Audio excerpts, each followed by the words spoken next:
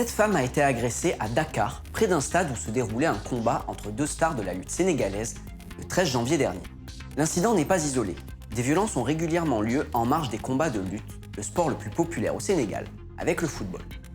Notre observateur, Abdoulaye Ndour, vit près de ce stade. Il revient sur le mode opératoire des agresseurs. Ces genres d'agression, on le voit souvent avant les combats de lutte en plein jour, mais aussi après. On voit une bande de jeunes, de délinquants, ils font un bloc, ils sentent. Parfois, on voit que des gens se détachent du bloc pour arracher les piétons, pour arracher leur sac ou bien leur portable. Ils dropent tout sur leur passage.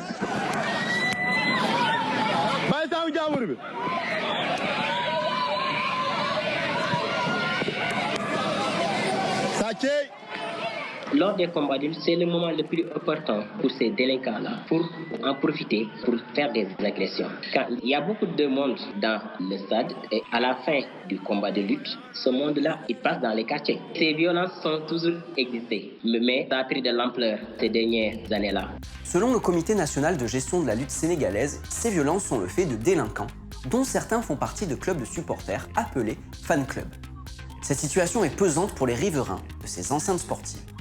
Les habitants des quartiers vivent dans une profonde psychose. Parce que tout le monde sait que quand il y a combat de lutte, il y a une menace d'agression. Quand il y a combat de lutte, les riverains, ils restent chez eux. Ils évitent de sortir. Un événement de divertissement ne doit pas provoquer la malheur des autres. Pour éviter ces agressions, un collectif regroupant des amateurs de lutte réalise des actions de sensibilisation. Notre observateur, lui, estime qu'il faudrait surtout renforcer le dispositif policier autour des stades.